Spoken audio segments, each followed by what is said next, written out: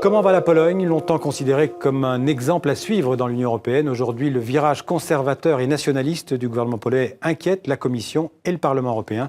La Pologne dans le grand angle du 64 minutes.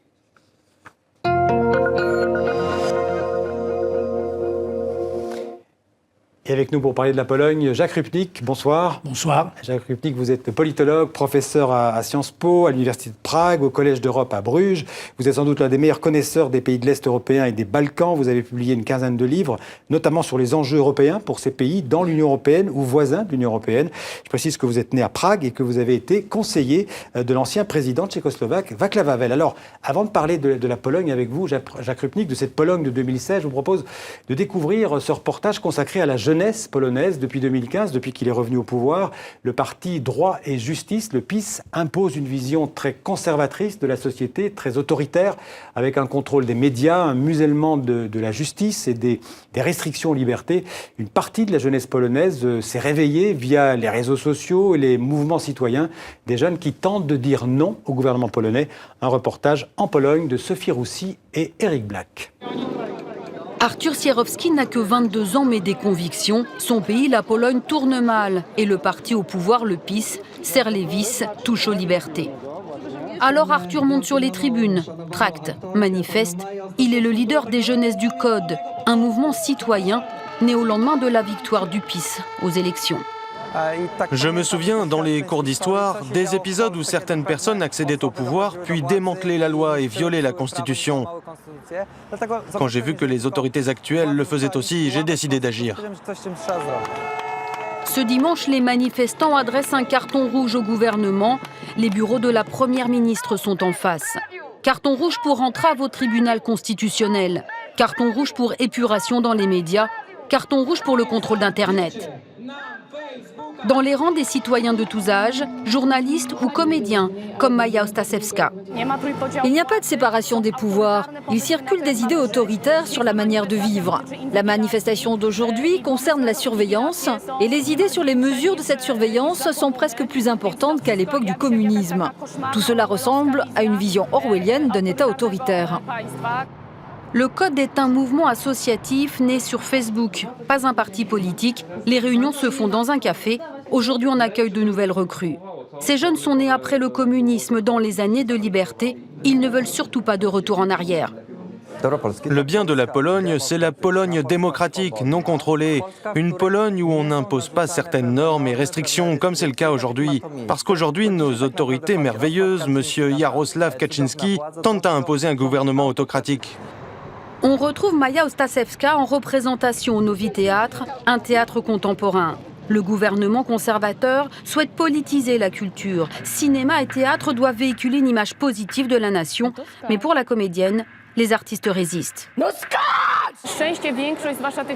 L'art, du moins en grande partie, a toujours été indépendant.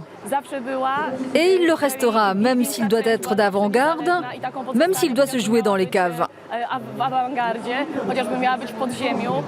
Si les artistes, les jeunes s'activent, que font les politiques? Eh bien, certains sortent de l'ombre, comme Adrian Zandberg. Il y a un an, il a cofondé le Razem, un parti citoyen, anti-austérité, un Podemos polonais.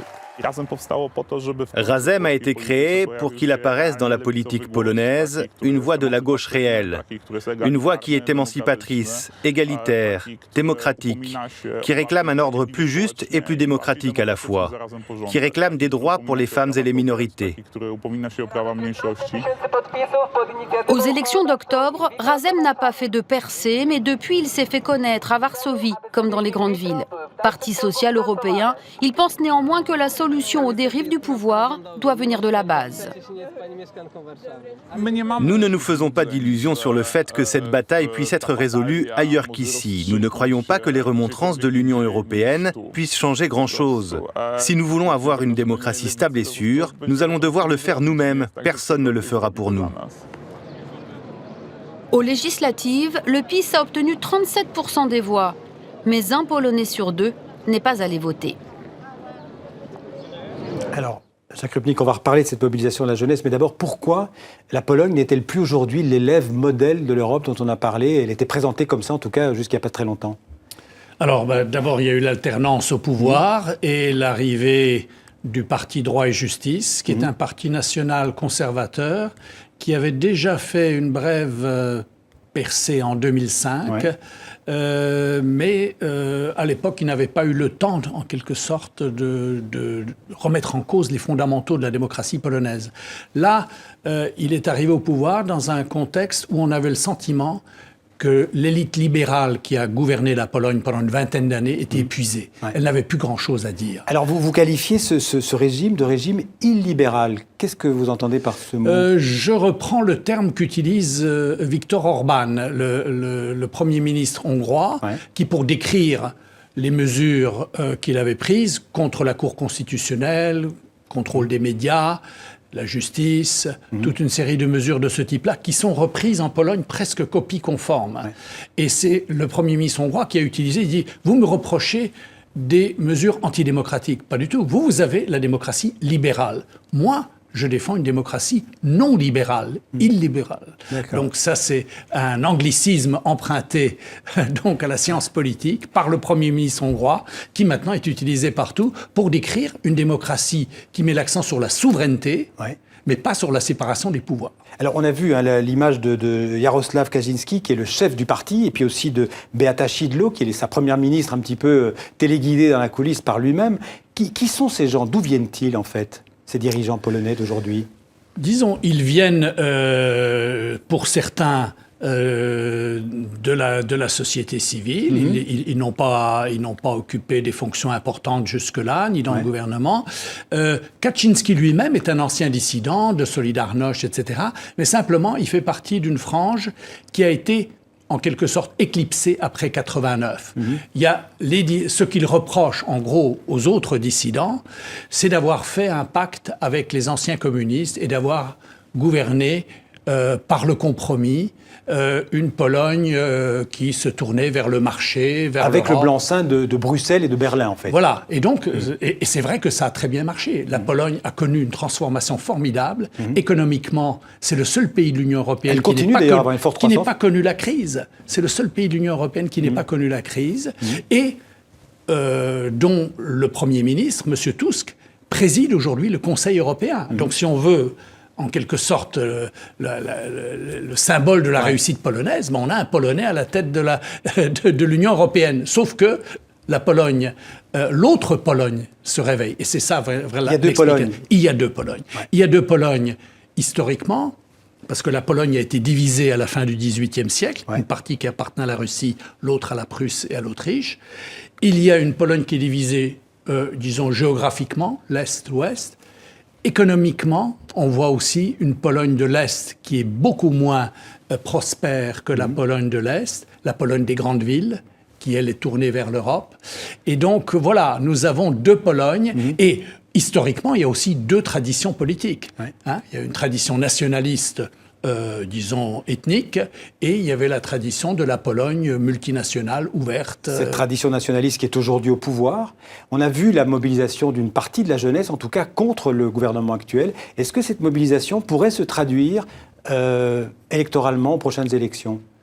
Oui, il faudra voir. Là, on est 6 mois après les élections précédentes. Donc le gouvernement actuel, il y a du temps. On n'est pas encore en campagne. Mais ce qui est intéressant en Pologne, à la différence de la Hongrie et d'autres pays d'Europe centrale, qui connaissent des problèmes analogues, c'est que la Pologne a une société civile. Il y a une société civile. C'était vrai déjà sous le communisme. C'était une force de résistance face au pouvoir. Et cette tradition de la résistance de la société civile, elle se manifeste aujourd'hui. Alors là, vous avez dans votre reportage montré les jeunes. Il faut quand même dire que pour la première fois, la majorité des jeunes a voté pour le PiS aux dernières élections. Donc là, c'est paradoxal. C'est paradoxal. Mais là, c'est des jeunes des grandes villes comme Varsovie qui se considèrent comme européens et qui sentent que ce que fait le gouvernement actuel les coupe de l'Europe et qu'il y a maintenant une procédure européenne. Mais il y a quelque chose à créer parce que la gauche polonaise n'existe plus. Non. Alors c'est ça la spécificité de la situation. Ce n'est pas droite-gauche comme on a l'habitude de le voir en Europe occidentale. Il y a, disons, une concurrence entre une droite libérale et une droite nationale conservatrice. La droite libérale qui a été au pouvoir avec le précédent gouvernement est aujourd'hui éclipsée. Elle est vraiment très très mal politiquement. Et il y a le PiS, nationaliste, conservateur, proche de l'Église catholique. Là, on voit qu'il se lance. Quand je dis deux Polognes, c'est aussi des guerres culturelles. C'est pas seulement des guerres politiques ou symboliques. Il y a une guerre culturelle sur les valeurs religieuses que ce gouvernement essaye de promouvoir dans les réformes de société, la loi sur l'avortement. Notamment sur l'avortement. Alors la Commission européenne va adresser dans les jours qui viennent un avertissement au gouvernement polonais. Un simple avis qui sera sans effet. Est-ce que ça va faire trembler le gouvernement de Varsovie ? Trembler, c'est exagéré, mais il en prendra note et je pense qu'il en tiendra compte. Parce que ce qui est peut-être plus important que l'avis même, c'est la procédure et le processus. Des mesures ont été prises contre le Conseil constitutionnel pour le contrôle des médias publics. Aussitôt, la Commission a réagi. Pour une fois, ce n'était pas le cas de la Hongrie. Elle a été plus vite qu'en Hongrie. Elle a été tout de suite. Elle a agi. Deuxième phase, on fait une procédure d'évaluation. C'est ce qui est en cours maintenant. La semaine prochaine, nous aurons l'avis et d'éventuelles mesures. Mais j'allais dire, plus que les mesures elles-mêmes, ce qui est important, c'est le processus. C'est que le gouvernement polonais se sache observer par ses partenaires européens. Et ça, en soi, c'est une contrainte qui est très importante pour la société polonaise. Parce que vous avez vu, elle a manifesté le 9 mai, journée européenne, et avec des drapeaux polonais et des drapeaux européens. Mais justement, ce sera ma dernière question, est-ce que l'intégration de la Pologne dans l'Union européenne est encore aujourd'hui irréversible ? Écoutez, rien n'est irréversible en Europe, pas même l'Union européenne n'est irréversible. Donc la démocratie n'est pas un stade que l'on atteint et ensuite on se repose. Non, c'est un processus. La démocratie peut être malmenée, elle est malmenée aujourd'hui en Europe centrale, mais pas seulement. Regardez les élections autrichiennes qui arrivent dimanche. Je crois que partout en Europe, nous sentons des fractures, des forces antidémocratiques et anti-européennes. Mais la capacité justement de l'Europe, c'est de résoudre ces conflits par le processus démocratique, par la société civile qui agit. Et l'Union européenne, elle a connu d'autres crises, elle surmontera celle-là aussi. Et la Pologne sans doute aussi. Et la Pologne, certainement. L'hymne polonaise commence par la phrase « Non, la Pologne n'est pas encore morte ». Donc, restons fidèles à l'hymne polonais. Merci Jacques Rupnik d'être venu parler de la Pologne avec autant de passion sur le plateau du 64 minutes.